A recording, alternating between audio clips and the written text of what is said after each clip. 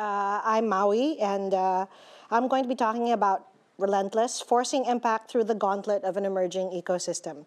Because you guys live in kind of a very, very beautiful bubble. So I'm going to tell you what it's like in the wild, wild east, southeast, I suppose. So I suppose I should go on with who the heck am I? As Richard has said, this is like YGL Maui. This is the professional Maui. That phallic-looking thing is the 10 outstanding young men. It's a very awkward award to receive because you don't know exactly how to hold it when you receive it. And there are a bunch of awards as well. So that's mostly what people see, because that's kind of what I want them to see. But this is what I see. So I graduated 125th out of 225 students from Philippine Science High School in 1995. It took me 6 years to finish a 4-year course because I flunked calculus 4 times, and then I proceeded to flunk physics twice. So I have a grade point average of 2.69. 3 is passing. 1 is the highest grade.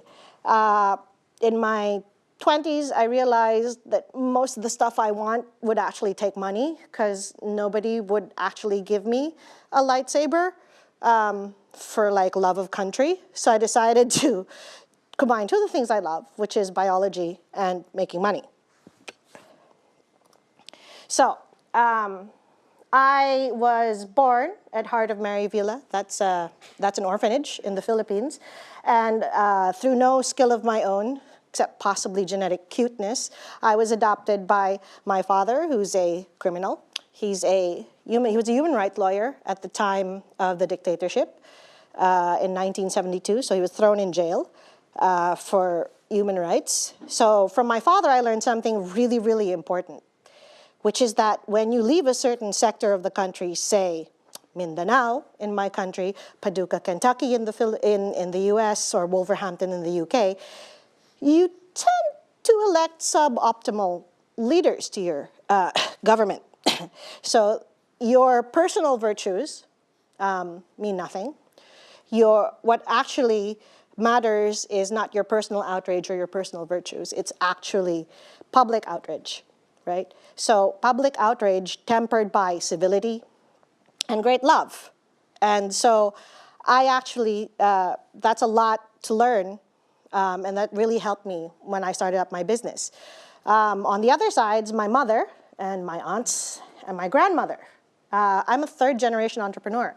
So we started Greg Shoes in 1939, and we made school shoes, which, if you remember, Imelda Marcos is quite a good business to be in at the time. So I'm sort of this very radical person with leanings towards being a money-grubbing weasel, which I'm very proud of. So this is, somebody always said, like, what's your motto in life, if you had a motto in life? And I had to choose between 2, which is I'd rather be ashes than dust, because from dust you are and to dust you shall return. I don't want to be dust, I want to be ashes. I want to like use up everything that I've got. So my motto is like nothing less and nothing left, right, when I'm done. So what do I actually do? I enable people to change the world. Okay, but usually when people say that, no, I mean, what's your job? I don't have a job. I just have passions that people actually pay me for. So if you asked, how can we tag you, which is probably a better question to ask. I'm a biologist, I'm an entrepreneur, I also teach. I teach at the Asian Institute of Management. Some people then ask me, well, what do you teach? And I say, students. So clearly I'm an interesting person to speak with. I'm an investor, I'm a gamer, I'm a geek, and I'm a patriot. And most of all, I'm relentless. I'm one of those people who, if you told me it was impossible, I would just laugh in your face. Because to me, as a scientist, well, everything is possible. What you're actually saying is it's highly improbable, or most likely, it's incredibly difficult. Difficult doesn't frighten me. I will go through doors. But I'm also smart enough to know that you could either go under the door or over the door, or I don't know, open the door, because that's how doors work. So my great skill, for lack of a better word, is that I was really too young and too stupid to know that it couldn't work when I started the company 13 years ago when I was 26. So I've had some success. You know, I've only ever really been interested in power and money and sex, but never fame. And unfortunately, that's what I've gotten in the bizarre way the world works. So I've been on TV, I've been in the newspapers, I got to the World Economic Forum, and when I told my father that, he said, wow, that's impressive, it's actually very hard to fool the Swiss. Thanks, Dad. So little victories too. So my dad is in the Ayala Museum in the sort of national history, as part of national history, that's his picture. I have a hologram in the Mine Museum in the Philippines. So my deep apologies to the future if this is the only thing the ancient alien, you know, the aliens will find when they blasted ourselves off the planet and they only see like, Obi-Wan, you're my only hope. That's me. So, also, this is Jaime Augusto Zobel de Ayala. He's one of the richest people in my country. In 2006, please don't mention my weight. I know I've vulcanized a bit. But in 2006, this is the expression of, please stop pitching to me, young lady. I'm trying to get on the stage. And this is in 2015. So I actually went from painful politeness to vague recognition in 9 years, right? So that's really cool. And I'm only actually able to do this with a really great team. John is actually in the same tie, and he's on my right over there. This is one of the things I dislike about the way we talk about entrepreneurship in the Philippines, because you're always elevating the entrepreneur as if we were Neil Armstrong or something. Like you were only able to do that because you had the right last name, or the right education, or because you have the right stuff. No, entrepreneurship is a skill. You can learn it. And no one is actually a self-made person. You usually have 4 other people or 5 other people. It's not like you can do much if you're just John Lennon and Ringo isn't there to technically back you up with the music. And they suffer greatly, my team. Because actually, this is a lot what we're like. So if any of you are gamers, this is really the wrong thing to do. You cannot be the mage rushing forward. People will kill you, right? Whereas like, you know, the damage dealers are in the middle and just the healers are just, we hate you. We're considering whether to resurrect you or not, right? When you clearly get killed. But this is actually what we look like when we're working. So I'm like the huge vision person who likes to set things on fire, apparently. What I'm most proud of are 2 things. One is, of course, the team. This is the team of founders. So the upper left picture, all of them are founders of Hybridigm. All of them are Shivning scholars. Okay, so technically the one in the middle is Hybridigm in-law. They're getting married next year. 3 of us went to Cambridge, which I still think is the best university in the UK, if not the world, but maybe odd to say here in Stanford. We celebrated our 8th anniversary. All of us are teachers and entrepreneurs, and actually now starting to be investors as well. We have a horrible job. The Philippines is 7,500 islands. We're #1 in marine biodiversity, so we tend to have meetings at waterfalls. We go to the, you know, beaches that are voted the best beach in the world, like 6 years running. We go to farms, and we generally help a lot of people. So in the beginning, if you look at what the ecosystem in the Philippines looks like, any ecosystem, right, it's a combination between the public sector and the private sector. And at 26, when I was lying in my pool, sipping margaritas, pickling myself, I said, great, we'll just be here. We'll be the elf, right? All the scientists can be Santa Claus. Because again, not interested in fame, just money and power. So I said, let's just do that. But then the problem with the ecosystem in the Philippines is that we have islands of success, but the connections don't actually exist. So in the last 13 years, we just turned 13, we've trained 17,417 entrepreneurs.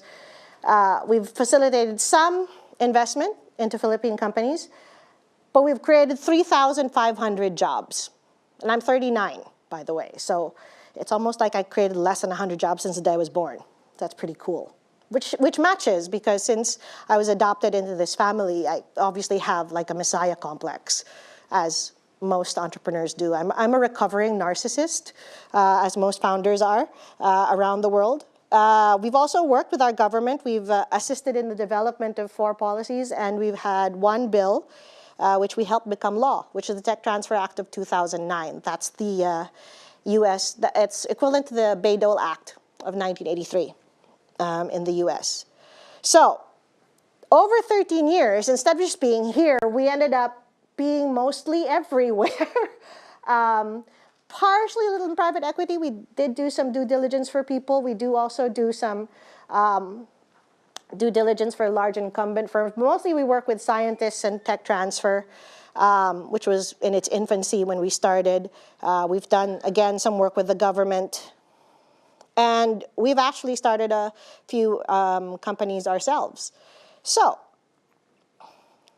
what we specialize in, I'm sorry if you feel like you're going to be lied to, but we do inclusive innovations. So I don't actually do therapeutics, which is like Viagra and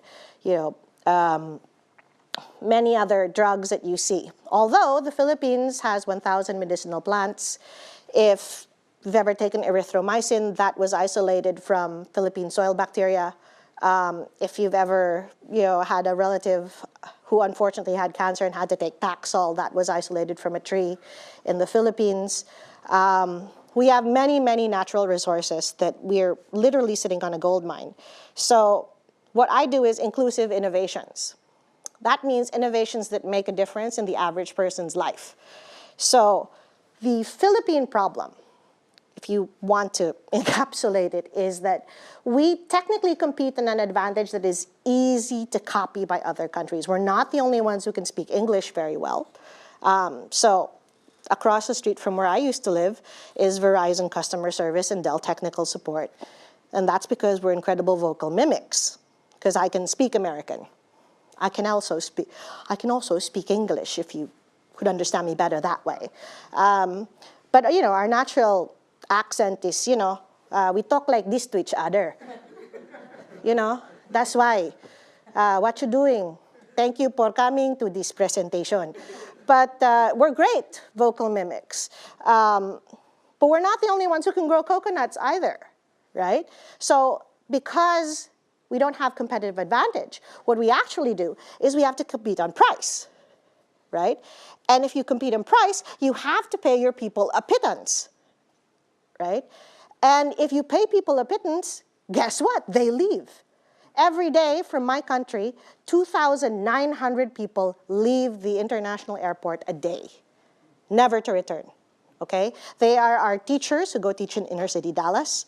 There are scientists, there are doctors, there are engineers, there are nurses. There are doctors who study an extra year to become nurses in this country. 64% of all foreign nurses in the UK are Filipino. Okay, 98% of all foreign nurses in Ireland are Filipino. I could walk into a pub in Ireland and speak my language, and people would be there, right? They're like, Philippines, so. Now, if the salaries are so low and inflation is so high, of course, since people are leaving, right, the economic policy of like, we're really cheap, we're really cheap, we're really cheap is not working. Right? Because we're not and I don't know if we really want to call ourselves cheap. So what we've really been doing for the last 39 years, I wasn't born prior to that, so I can't comment. What we've been doing for the last 39 years has been guaranteeing poverty and exporting our wealth, okay? So if you want to look at the Philippines, people are always like, well, what's the bottom of the pyramid? We don't have a bottom of the pyramid. We're like Shakira. We have hips that don't lie. ABC plus, okay, so this is the wealthy, these are the rich and upper middle class. 19% is the middle class. 54% is what we like to call the political poor because they have IDs. And because they have IDs, the mayor cares about them. So they get the benefits. And then the last 20% is the poorest of the poor. Okay, they have no ID. Since they have no ID, they're ninjas. No income, no job, no assets. You don't give bank loans to ninjas, right? So if you know what purchasing power parity is, all these people live on less than 5 PPP, and these people live on $2 purchasing power parity. That's not so good. So when I say I've created 3,500 jobs, everybody else is like, wow, that's really awesome. And I'm like, we have 112 million people. I have got a ways to go. So what I'm dedicated to churning out when what we're doing is to create high-impact enterprises. Now, most people know a small and medium enterprise, right? Like the Melt in the Stanford shopping center, right? You add another waitress, you add another, online shopping thing, pick up, order, then, growth happens. And then the innovation-driven enterprises, which are, of course, around all of you, right? The Googles, the Facebooks, everything in Mountain View, period. Even Zynga, which I'm a former Zynga addict, right? So you know this hockey stick thing. What I want to do is high-impact enterprises. And every time I show this to a policymaker, they're like, why would we burn more, lose more money, and not make as much success? And I always say, the difference between this line and this line, you're going to pay because it keeps jobs in our country. Okay? That's the difference of having jobs in our country. And when somebody actually says, why should I care about that? I always tell a politician, because entrepreneurs will just pay taxes. The oligarchy, okay, who run most of the companies in the Philippines, they're going to pay taxes wherever it's convenient, usually in the Cayman Islands or BVI, right? People like me, with a team of 5, we're just really trying to build a scalable, repeatable business model. We have no time to look for tax loopholes. We're just going to pay it. And the more of us there are not looking, right? Like the average person, the first time they get a job, who the heck is FICA, right? Who's taking my money? I worked hard for this. It's the government. We're not going to care. We're like, right, let's just do this. Let's just do this and try to make a difference. So it turns out Endeavor Insight has found all over the world that every time you have a 1% rise in mean income or consumption expenditures, you actually have a 3% reduction in the proportion of people below the poverty line. Give someone 1% more in disposable income, and you reduce the number of people who are poor. And what people don't really realize is that last year alone, in 2016, like 350,000 people around the world came out of poverty. And that doesn't sell. That news doesn't sell, right? So if you thought 2016 was a bad year, not for 350,000 people around the world, okay? And that's because if you have a micro enterprise, the most they're going to be able to hire is maybe 2 to 3 people. A new restaurant, 20 to 30 jobs. But if you have an SME based on an innovation that can scale, you usually create 220 to 230 jobs. And everybody knows what this slide is. This is the global goals that everybody has agreed on that we need to work on, right? So what I'm doing for the global goals, especially what I think is important in the ASEAN region, is that not just combining technology development with business development, so basically putting the geeks and the money-grubbing weasels together and then making money off their love.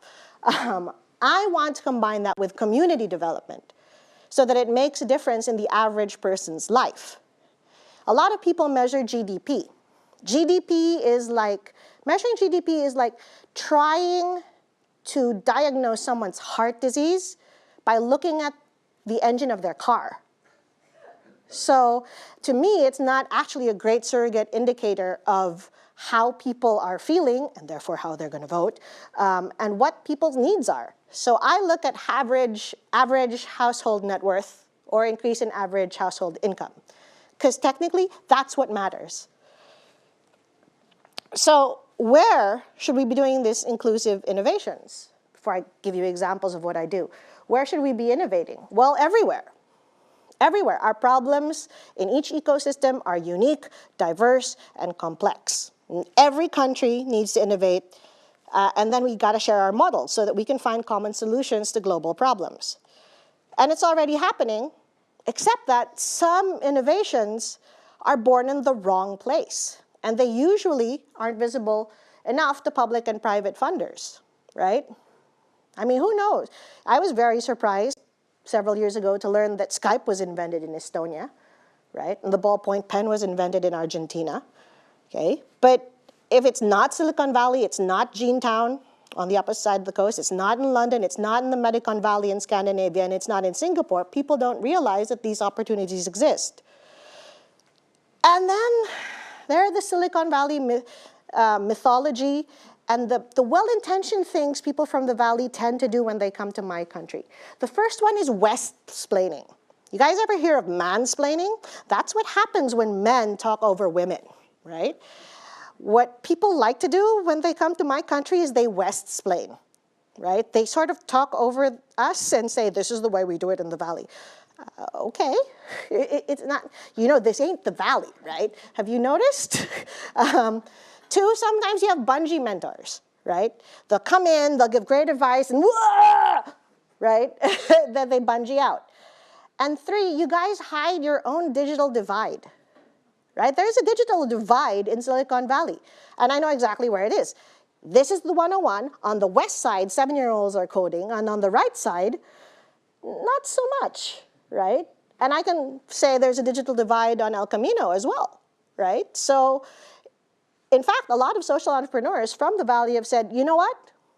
We don't really need to go to developing countries. We can try and pilot it here, around us, and then we'll work in developing countries. We can get traction here. But the greatest sin of Silicon Valley is not that you make it seem easy. It's that you make it seem fast, and it's not. Like the great Silicon Valley tour is to go to Schlockley's garage, which apparently now is a Mexican grocery store, right? But that's where Kleiner worked, and Noyce, and Gordon Moore, and they all went to start Fairfield Semiconductors, right? Packard's garage is around here. It took a long time to build this ecosystem.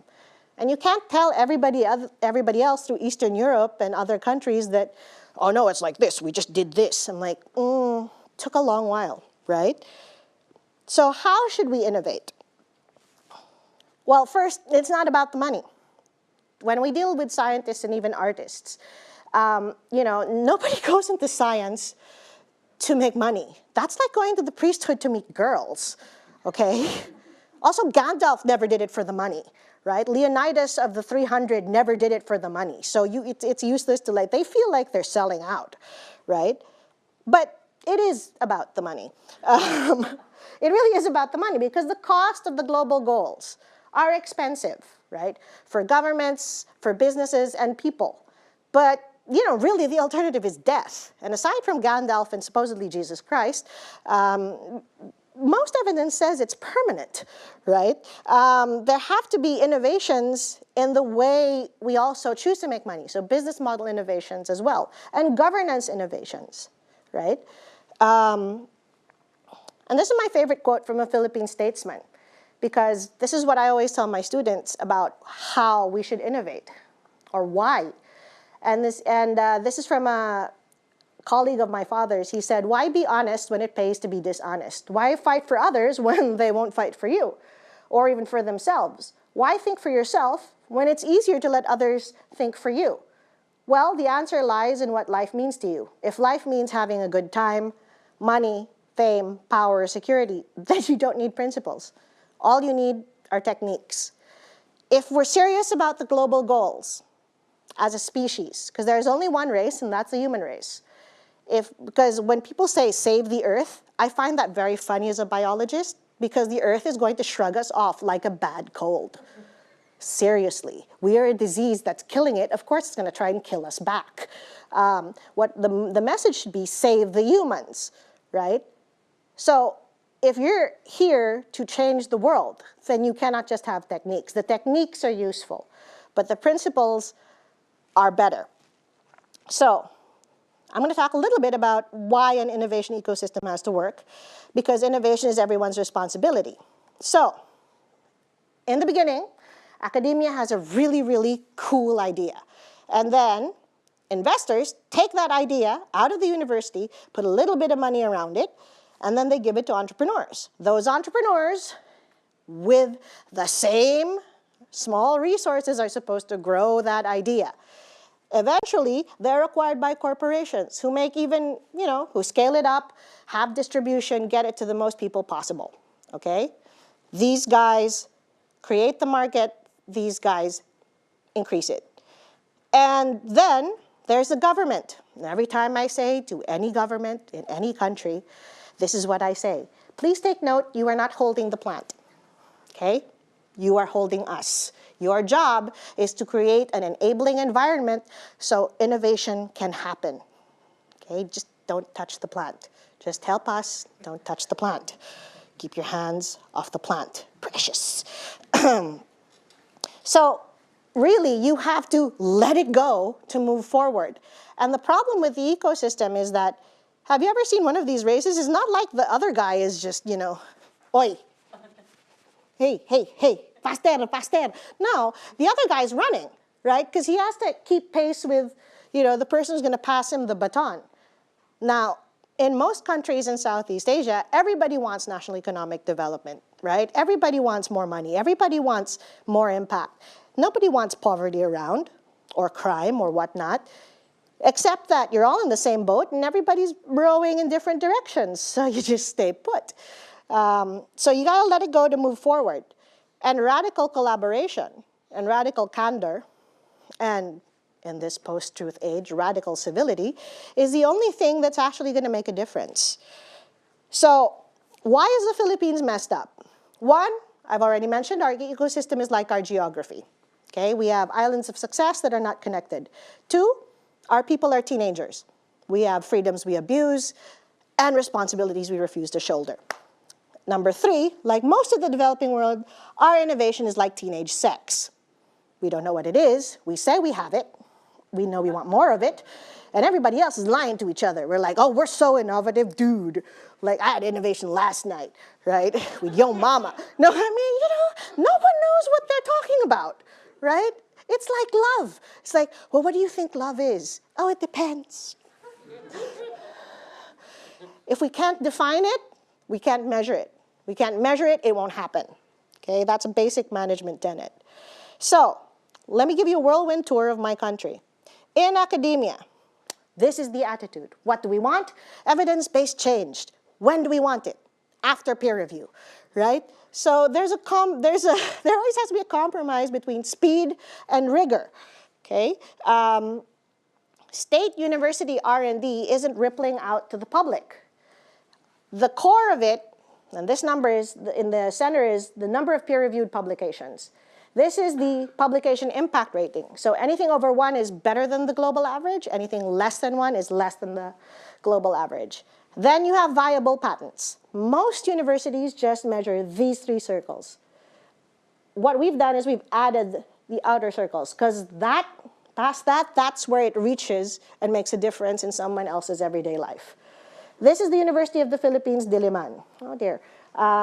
Hasn't rippled out. They've got 1,000 peer-reviewed publications, better than the global average, 18 viable patents, no patents licensed, no revenue created.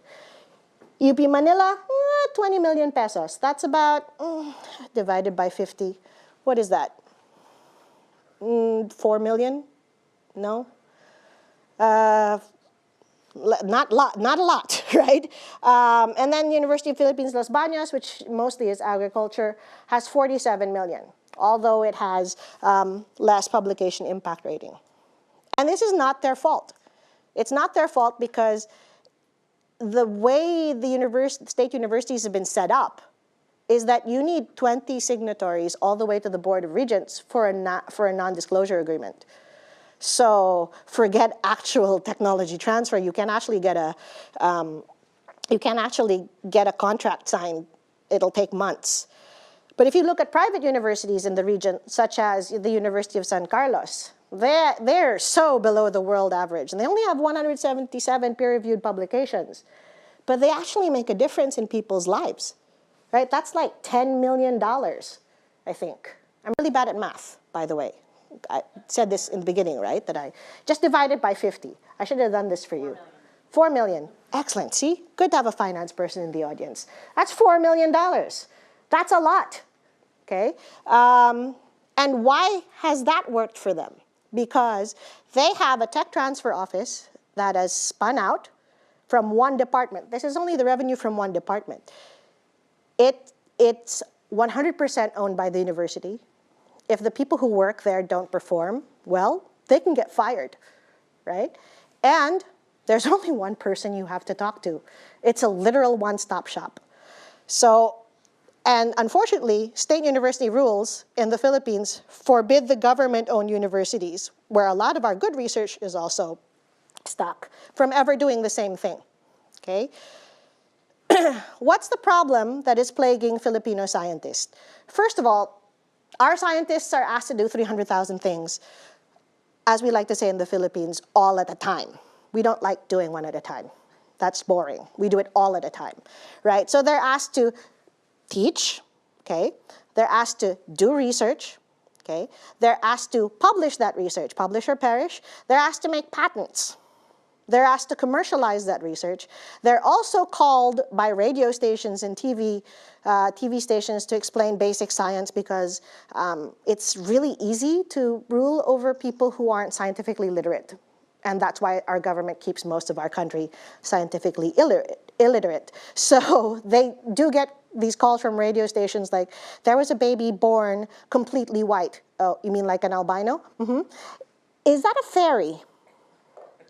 You called the Philippine Genome Center? No, that's albinism. What?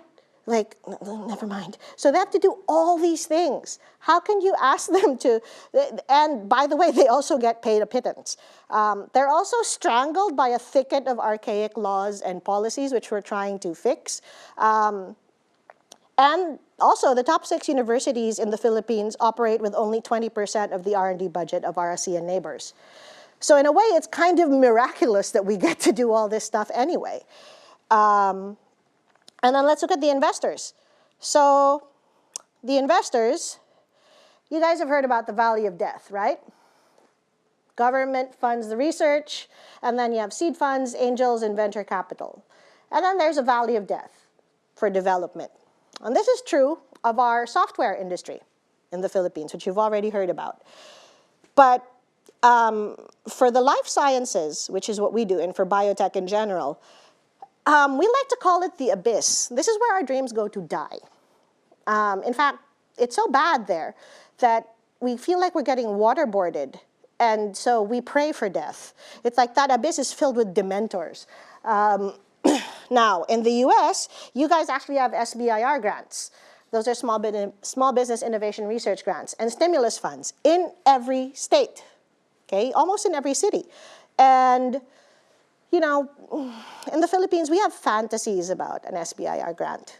One of these days, we'd like to see it, and a pony, and a Ferrari. So Filipino angel investors, they're usually OMGs. They're old mainstream guys. They've made their money in retail and real estate. Okay?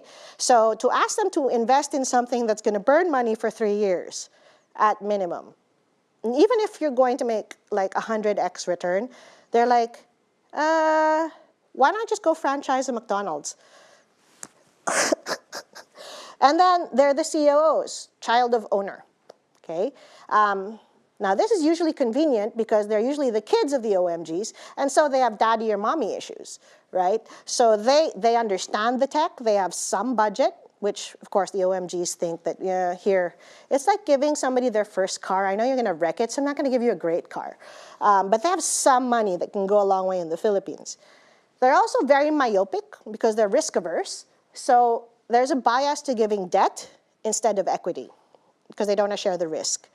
There are also no good models about angel investment, so it's really, they need an archangel network and a couple of cherubs to do the analysis, right, and deal structure management.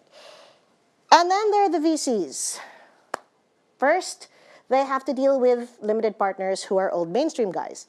Two, there's really no deal from the valley of death, much less from the abyss.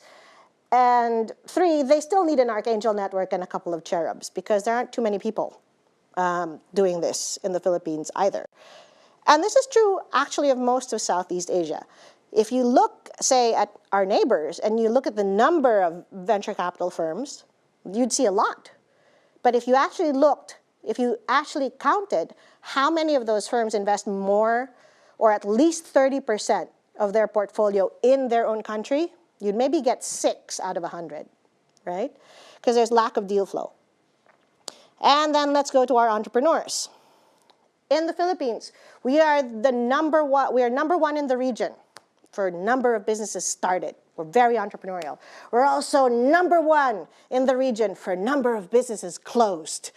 And that's because of poor profitability. That's a bad business model, like, say, ICE for rent. Could have told you that was bad. And also lack of access to capital. And if you look at Philippine startups by sector, 83% of them are service, and they're serving you guys. 3% are manufacturing, 4% is extractive, which means farming and mining. And then there's the other 10%. What does the other 10% look like? There are 100 software and mobile app startups. And the largest investment closed for UHOP was $7.4 million in tech. There are 15 life science startups. And the largest investment closed, and you're right, Christina, it is $4.4 million for that university I just mentioned. And there are 74 social enterprises. And Cebu, not Manila, the capital city, was named as one of the top 6 top alternatives to Silicon Valley by Entrepreneur magazine to start a business in the world. There are 2 kinds of founders. Our millennial tech founders who really just need co-working space and someone sometimes to puncture their delusions of adequacy. And the academic founders who are, shall we say, a little bit older, a little bit more jaded, and they're really, really, really, really deep nerds. They're like the Sheldons of the world. So they need, working with them is like herding cats. If you like cats, it's a pleasure. But, you know, they're really not meant to be herded, and certainly not by you. But it's fun, I mean, for me. And then corporations. Corporations, really, they don't know what they can buy. Philippine corporations like to import mature technology, not reverse engineer it, right? And they just like investing in startups over here. And then there's the government. So, some of it, the government is really dedicated to the public good. But they have, shall we say, some misconceptions. One is that they don't realize that open doesn't mean free. So open source doesn't mean free. And free doesn't mean free. There are 2 meanings to free. One is a right. The other is without cost. And sometimes they want to give some open source thing completely for free. So I have to tell them, no matter how hungry somebody was, if I stood outside the subway station with a vat full of free rice, no one would take it. Because people would be like, why are you giving away free rice? What's wrong with it?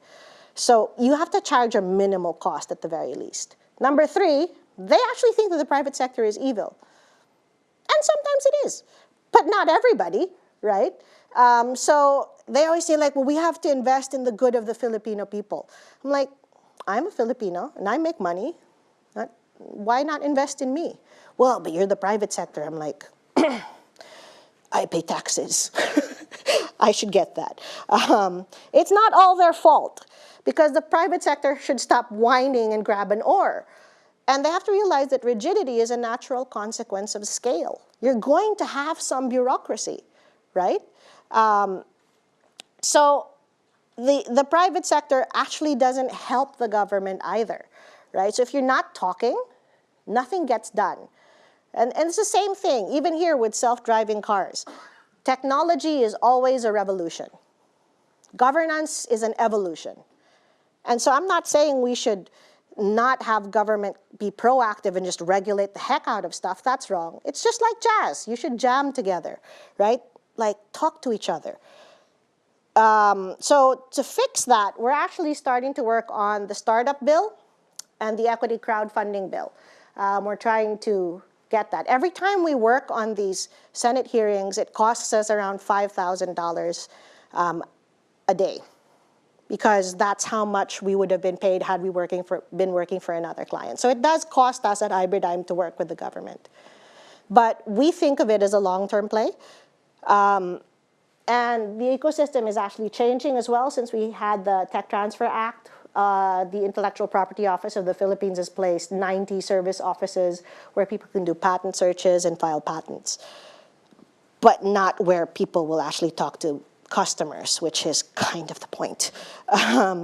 We have great things that survive the abyss, though. So one of them is Arnichem Corporation. It's a portmanteau of Ari and Nina, or son and mother. That one box is good for 1 hectare, and the yield difference in corn is 1 metric ton per hectare. They wanted to help Filipino farmers. They actually ended up helping out Dubai and Singapore, because in Dubai, you want it's a desert, you need this. The reason the yield is bigger is because instead of having 6 roots, the plant has like 60 roots. So this is great in a drought, because it sucks up more water and nutrients. And it's great for us in the Philippines, where we get hit by an average of 20 typhoons a year, because the plants stay up. So this has patents in India, Australia, and I think the US is coming up as well. So bringing it to California soon. So it's about 450 pesos. That's like $10 a box. And it's good for 1 hectare. So the huge $4 million investment in the life sciences comes from the University of San Carlos. They have the first mango waste biorefinery. If you've ever tried our dried mangoes from the Philippines, please pass by Daly City or Hayward anytime. We have great dried mangoes. They're drugs. You will eat one of them, and then your life will never be the same. But the problem is that industry, they throw out the peel and the seed. And that's throwing out a lot of money, because what that bio-waste refinery does is that the low-value products, which is the seed husk, we sell as biomass to Cemex and Lafarge, so cement companies for their boilers. Intermediate value stuff is flour, oil, tea. The flour is gluten-free, obviously, because it's not wheat. The oil is also good, not just for making mango butter, like mango butter to eat with, but mango butter like shea butter and cocoa butter. And if you've never been to a Sephora, you should go just to see the mob of people there and what crazy people will buy for beauty, right? So we think beauty is a great market. And in bulk, the pectin, which is the key ingredient for all of your gummies, and the polyphenols, which are antioxidants, keep us breathing for longer, and again, beauty. They go anywhere from $600 to $1,200 per kilo. The plant opened up in January 2015. By December 2015, by January 2016, the next month, they had a purchase order from Mexico and a licensing deal from South Africa. And as far as social impact is concerned, 50 former garbage scavengers were employed and housed near that biorefinery. So, coming to the end, these are just examples of the things that we work on in the Philippines. What we're doing now, talking about scavengers, this is Baseco. This is a trash mountain, right? So all these people around scavenge in that trash mountain, okay? That's the poorest of the poor. Some of them are political poor because they have IDs. So we want to eradicate poverty in our country in 10 years. And how do we do that? Now, usually when you have this is global goal number 1, no poverty. How do you do that? Well, usually government invests in social and physical infrastructure, and that's poverty alleviation. The private sector invests in corporate social responsibility, corporate shared value, social enterprises, and that's poverty reduction. But there's an elephant in the room. You know who that elephant is? It's the poor. It's the poor. Has anyone asked the poor why they're, oh, you can't ask the poor why they're poor. They'll just ask for more money. No. Why do we think, why is the paradigm that poor people are empty vessels into which resources have to be poured into? Actually, the poor people are like soda bottles that you've shaken so much and then jammed a pack of Mentos into it, right? All social change happens from the kernel of people who are disenfranchised and oppressed. And if you don't want that social change to be bad, you have to help them out. So the only way you can do that is by eliminating poverty, okay? And how are we going to do that? What we've done is we've partnered with an organization called Lab.ph. Lab.ph was started by Sixto Rojas. Dr. Rojas is 89. He's the Warren Buffett of the Philippines. He is a development banker before it was called development banking. And so there are 3 arms of Lab.ph. One is tech, one is social, and we manage the cacophony of the life sciences. So Project Zero of the tech arm is now Lab.ph is partnered with all 255 congressional districts in the Philippines. So Project Zero of the tech arm is called Quicksilver. It's a satellite. We're launching it into space. It's now the national broadband provider. So we have the most expensive and the slowest internet in all of Southeast Asia. And now we won't, because we'll have satellite internet. It's like this whole last mile thing only works when you're Russia or America. We are islands. We're island people. This is why I'm wearing a sweatshirt even though you guys are in shorts. This is cold for me, right? So when you give people internet, that means they can have IDs. When they have IDs, they can have bank accounts. On the bank accounts, you generate e-commerce. Also, you build communities, right? You're in touch with all the communities. You get big data. You get their infrastructure needs. And so you have a bunch of requirements, which you can tag by the global goals and then ask grants from people like USAID and all these other places. But you're also going to get a bunch of opportunities, right? Not problems, opportunities. Never waste a good crisis, right? So we would then only fund things that solve these opportunities, because what is in one district could be a problem in another district, okay? So, and the way we do that is that Dr. Rojas has actually distilled all this 60 years of experience to a community accounting system and a canvas, just like the business model canvas, only like 300 times more complicated. And it does have a triple bottom line: biocapacity, social equity, meaning household net worth and income, and ecological footprint. So we can measure sustainable development. We can figure out if you have the marine waters, and if you have household consumption, right, that if you're importing $7 million worth of rice every year, right, what does that do? How does it affect everything else? So one of our key projects under Lab.ph is in the island of Marinduque. Just by bringing modern agricultural techniques to this island, we will save them $7 million a year. That impacts 100,000 people, right? I'm just bringing the boxes of biofertilizer there, dude. It's not rocket science. These are things that already exist. So Hybridigm is going to die a natural death, and it's going to become Ignite. Because when I founded Hybridigm, I founded it to die. Maybe a better way to say it is that it's like wanting a baby, but you get a dog. I love the dog. But when I came back from grad school, I said, I want to invest in my country.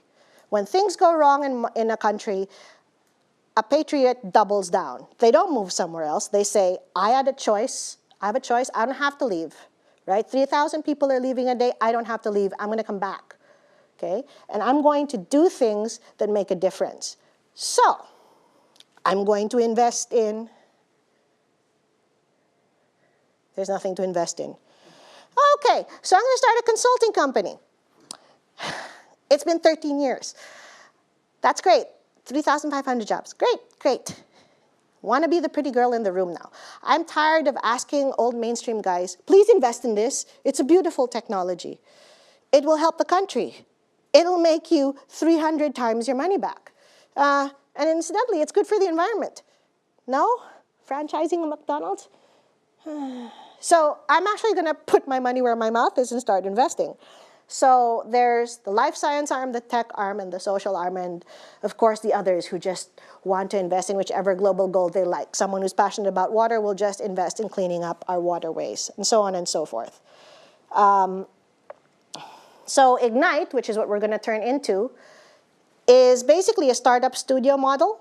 So this is, we're going to actually take 10 teams of 2, 1 tech and 1 business, and then we're going to pay them. We're going to pay them to work for their own idea. Because the number one thing that stops a young Filipino from starting up a business is because they're supporting the education of a sibling. They're giving money to their mom's health care, right? So they can't actually earn peanuts, right? You have to give them a salary. So we're going to give them a salary and they say, you're now working on your idea. You have a year to do that, right? And at this point, because technically we're employing them, right? At this point, you spin out the company, okay? And out of those 10, we would invest in a seed round in 3 companies of $100,000 per startup. Then we do 1 company at $500,000 US for that 1 startup. And then, of course, the returns would feed back into the incubator / startup studio. And we would actually scout like professional sports teams. We're not just going to sit pretty like the pretty girl in the bar and wait for guys to come up to us.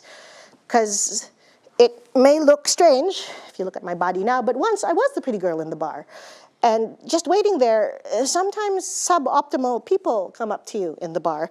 And I'd rather scout like professional sport teams and find out that's the player I want, you know, make a pitch to him. So this is because we believe that startups should be painful, but not fatal. And at this point, starting a life science startup in the Philippines is fatal. It's fatal to a marriage. It's fatal to a family because they cannot afford that loss of income, okay? But I don't want to remove the pain because then I'm going to get grant-entrepreneurs. You know what grant-entrepreneurs are? They're the guys who keep joining business plan competitions to get prizes or get grants from the government, and they don't actually make anything, right? You have to build something to be an entrepreneur. So our goal is to create 10,000 jobs in 10 years. We're not interested in making our first million. We want to impact our first million. And so we were going to create jobs for 2,000 highly skilled people. These are our scientists, engineers, and managers. 3,000 semi-skilled jobs, which are our farm managers, our lab techs, our fabricators. 5,000 unskilled jobs, which are our farmers, our aquaculturists, and former scavengers. And these innovations are going to serve millions of people in my country and rocket out throughout the rest of the region because of ASEAN integration. And that's what I do. Thank you very much. Maoi, thank you for a really, frank and entertaining presentation. Before we get into Q&A, I want to recognize Christina Laskowski, who came, there she is, because it was thanks to Christina that we got introduced, and Christina is the president of the Science and Technology Advisory Council of Silicon Valley, which advises Philippine government on S&T and innovation issues. Can I say that? Would you say a word? Well, we work with the entire ecosystem. We really serve as a bridge between the Philippines, Southeast Asia now, and Silicon Valley. So we're a nonprofit 501c3 comprised mainly of PhilAm, either tech professionals or professionals in the science arena, and our motivation is just to help the country and the region. And there's a lot of alignment because our process is really focused on a holistic approach to entrepreneurship as well. So thank you very much. So I get to ask the first question. Oh, cool. And I want to go into this West Plain. Oh, West Plain, okay. yes. So what are some typical West Plain content things that people hear say you should do in the Philippines and they just don't work? Well, first of all, whenever I usually tell somebody that we're paying people so that they can quit their jobs, they're like, oh no, that's going to just create grit issues. They can't just wait for that. They have to go build something. I'm like, that's going to hurt. And that's not just going to hurt them, right? So again, it's like the West Planing happens when you don't take the time to understand the ecosystem that you're going into and treating that with respect. So, because not everything's going to work the way it works in the valley, right? So. Yeah, so that's the kind of thing. So one is whether you pay salaries to people at the very beginning of the company. Right. Yeah, okay. Because they can be fired, right? Right, That's right. true, you can be fired. So I noticed that you said that these people are your employees during this period. So that's also, you know, how do you have more than just influence, right? Now, I think that here in the Valley, you get a lot of this from boards, right? When a company gets a board, then there's the threat that the board can fire the founder. Right. And so you've taken that to an even earlier stage. Oh, sure. But that's just reward and punishment. Okay. It's like meeting school for dogs. Why Bad dogs, right? Your purpose is not to kick the puppy. You don't want to punish. You just want to correct. So, bad dog. Okay. Right? That's all it is. Other than that, I'm sweetness and light. Let's open the floor. Questions, comments, violent reactions. They look so lifelike. They all androids? Oh, there, yes. I have a question about the 15 life sciences companies Sure. that you showed on your slide. What kinds of life sciences technologies are they working on? Is it mainly ag? No, it's not mainly ag. We have 1,000 medicinal plants. That's what I figured. Right. And we have untold numbers of bacteria, actually. There's a reason why SARS never hit the Philippines. It's because they took one look at our bacteria and they said, oh my God, not in the face. I'll go back to Hong Kong, just don't hurt me.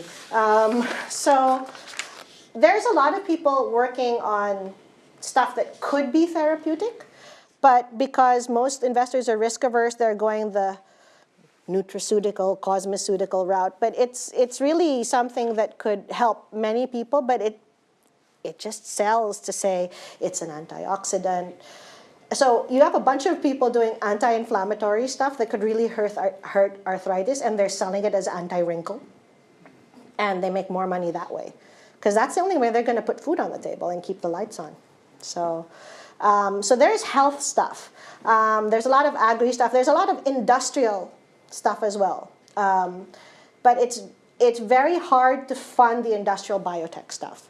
Because then you have to go to one of the old mainstream guys, and the only way you get to convince them, quite frankly, is you say, it's cheaper than bribing the government inspector every day, because he knows your stuff don't work. That's why he's keeping coming back, right? So if you amortize that over time, this actually works. So it's actually harder to lead with, it's good for the environment. And since a lot of scientists, we have brain drain, severe brain drain all the time, it's more like, I'm going to get this under my belt and then leave to go to Stanford or the Valley or Boulder or Austin. So we have brain drain that way. Okay, good. I'm a consultant, remember, better ask questions while it's free. Hi, yes. What do you think about approaching the OMGs with sort of like a typical Chinese model, or what's existed someplace else, where what you're really doing is taking an existing entrepreneurial Airbnb, Uber, something like that, and doing something that's a proven model and just exporting it or importing it to the Philippines? Well, the OMGs have more money actually for that. So one of the OMGs, they have a sort of corporate seed fund, which is they'll invest in local stuff for the conglomerate. But the budget for bringing startups from other countries to the Philippines is 500 times bigger than that budget. So I have to say that in the Philippines, nobody hates the Philippines like a Filipino. So it's kind of hard to get people to invest in our own country. We're very much, sadly, not like Korea. We have a lot of colonial mentality left over, right? But that also means opportunity. So some of the Yeah. things, ways out of that abyss Yes. between the grant and VC, And VC. do you find it's really completely depends on the particular situation, it's different every time, or are you finding some things that seem to work? The thing that seems to work is to get doctors to be Medical angel doctors. investors. Medical doctors to be angel investors for healthcare stuff. Because the average, you can't do that so much with agri, because the average age of a Filipino farmer is 57, and they're smallholder farmers, right? So that's why a lot of stuff hasn't been modernized. And smallholder farmers, the reason they're so poor is that there are 18 middlemen between them and me buying the tomato. So, which we're going to kill with the satellite, basically, because then you give them real-time agricultural prices and real-time agricultural data. So hopefully I don't get shot. Devin, you had a question? Yes, sir. I think you made one of the most interesting and wonderful presentation here. Thank you. In Professor Dasher's. One question is, when you first started, how did you recruiting those 3 other people work with you, convince them to your idea? So much mendoksai. I think the important thing to realize about recruiting for a startup in the Philippines is that you don't just sell the person. Because a lot of people coming out of college wanted to join the firm. Their parents wouldn't let them. And I know this sounds strange to you guys, because at 18 you're like, out of the house, vermin, you know. But for us, we're a very close-knit society. So I would actually have parents tell them, like, look, if you're going to pay my son or daughter, I mean, do you know how much I paid to send them to college? And then you're going to pay them just a little bit more than minimum wage. If they're going to be satisfied with that, they should work for the family business. So I actually had to sell, not just pitch to the applicant. So I was the one pitching. I was the one recruiting. I had to have dinner with their family or their spouse, as the case may be, or their girlfriend or fiance or boyfriend, or, you know, as the case may be. So it was with how I did it, with great difficulty, with very, very great difficulty. Fortunately, I was able to fool certain people, and it worked, right? So is there going to be a big change between Hybridigm and Ignite? Well, the very big change is that first, most people in my country will be able to pronounce the company name, which was a big mistake on my part when I named it in my pool. I blame the margaritas. The big change, I guess, would be the structure. We're incorporating it here in the United States, and then having a regional operating headquarters in the Philippines so that the diaspora can invest. And since we have 255 congressional districts, someone from the south of the country can actually say, I want to invest in my hometown, not in your like generic part of your city girl. I'm like, yeah, sure, go ahead. You have rice, you have cleaning up the water from the mining accident 20 years ago, what do you feel like investing in? So that's going to be one of the changes. But essentially, a lot of these people, we've been working with them anyway. So except that now, I guess, on our day-to-day basis, we actually have more power. That's a problem being a consultant. It's like being a parent. It's like, don't do that, don't do that. Oh, you did it. It's okay, come to mama. Mama still loves you. It's okay, we'll fix it, mama fix it. You know, now we can say no. You know, so that's a little bit better. We can head things off at the pass, I think, which would be good. So you had reached something like 17,000 entrepreneurs, was that the number? Yes. And I'm curious, are you doing a lot of short-term training programs people apply to be part of, or No. Or how do you what kind of ways are you reaching the people? What kind of ways are we reaching the people? Facebook. Okay. No, seriously, because we are a mobile-first country. The average number of mobile phones per Filipino is 2, because the internet is so bad. So it depends where you have signal, right? I know I'll call anything the province that doesn't have LTE, right? It's like, 3G, all right? Then, and of course, and if there's no Pokestop, then I'm like, God, I'm in the boonies. When you have, I think we're like, what, after, I think the Indians were the like second nationality that's on Facebook. So a lot of people will just come up and we make them ridiculously cheap. I actually got into trouble at the last WEF summit because people said, you know, all of the young global leaders, you should at least be charging $5,000 for speaking. And I'm like, so I do it for free, right? Because my teaching philosophy is that if you get them young-ish, and if you're entertaining enough that they stay awake, they'll probably stand a chance of learning something. So I actually go around the country doing it for free. And I've done that for a long while. And it's helped with what do the millennials call it, personal branding. So they actually then think, this chick actually knows something. And then they start up something and then they end up paying me. Yes, Christine. Have you ever thought about being a comedian? Pardon? Have you ever thought about being a comedian? Yes, I have. If the startup thing doesn't work completely, then I'm coming back here and, getting on John Oliver and, yeah, that's a backup career, right? Anyone? Yes, sir. What is your personal family life like? Are you married? Do you have kids? Yes, I used to be married.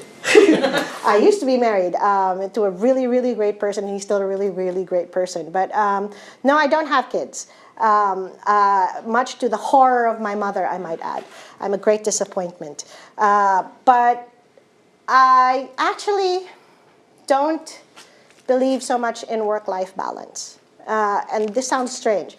But that is because most people think that work is that there is no love or life in your work. And I love doing what I do so much, so I don't consider it a job. When my dean at the Asian Institute of Management says, well, what do you need this money for? We're not paying you. You love to teach. And I'm like, you're not paying me to teach. You're paying me to check papers. I hate that, right? And that also acts as if life doesn't take work. You want to have a solid marriage, it takes work, right? You want to raise vaguely well-adjusted children, then it takes work. So I just feel like it's energy management because a startup doesn't actually require 100% of your time. It requires most of your time probably, but if you come home, and this is what I've discovered badly, if you come home and if you have no energy, right, then things are going to fail. Things are going to give, right? So I think that I'm still not a believer in work-life balance. It's about energy management for me. And actually learning to be present for other people, right? Not just your spouse, but your family. My dad was the fifth of 10 children. I have like 80 cousins just on my father's side. So it's a struggle. So one more question. Oh, I'm sorry, go ahead. If there is one thing maybe in the ecosystem that you think needs to change to accelerate the growth of having more entrepreneurs in the country, what do you think that would be? Or at least I would undo the 19 shareholder rule.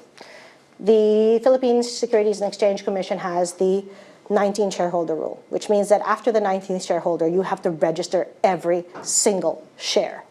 And it's tedious and odious, and it prevents crowdfunding, right? Because a lot of call center people, a lot of middle class people, they love the country, they understand the opportunity, they're scientifically and technologically literate, but I can't take money from them because I'll get arrested, right? Because past 19 shareholders, it will not make financial sense to keep. I can't do crowdfunding, not even for like equity. And I could take donations, but people are going to get donation fatigue, right? So that's just a policy. It can be undone with a wave of a pen. So I'm slowly inching my way to the SEC chairman to try and convince him maybe that's a good thing. Also, a bunch of other little policies that can be undone. But if I had to pick one, that's what I would do. So one last question. Yes? And then we'll all go out and have some refreshments outside. You've been doing this a while. Mm-hmm. are you seeing changes? What kind of, if you were to compare this year to 3 years ago to 6 years ago, what kind of changes would you say you're seeing in the ecosystem? I think that because of startup fever, a lot more people want to start businesses. They just don't know how to do that. So there is a startup fever. Oh no, there's like startup dengue, Yeah. right? It's not even a fever anymore. It's like, I'm going to do a startup. What is it? It's going to be like Airbnb only in the Philippines. Okay, why? Right? So I think there's definite startup fever. There's more people interested in investing in startups, but not necessarily good to be on a startup board. So there's a lot of need for education, for training, for information, I think. But also, there are a couple of us veterans as well from the actual innovative tech startup world. And the sad thing I'm seeing, because it's grown a bit, is that we now spend more time talking at other people instead of talking to each other and saying, dude, what do you need? No, I know someone like that. I'll hook you up with Christina, right? You need someplace to, not someplace to stay, but like, I need a developer for this. I need, funding for my movie. I'm like, okay, because we don't spend enough time anymore. Where before, we'd be drowning our sorrows in milk, of course, clean living, yes. So yeah, we would always see each other, and now that's not the case so much anymore. But that's a good thing, because that's part of growth of the ecosystem. So if I was going to just leave people with everything, since this is the last question, maybe the Philippines is not on your radar. Maybe the Philippines is just someplace you heard about today.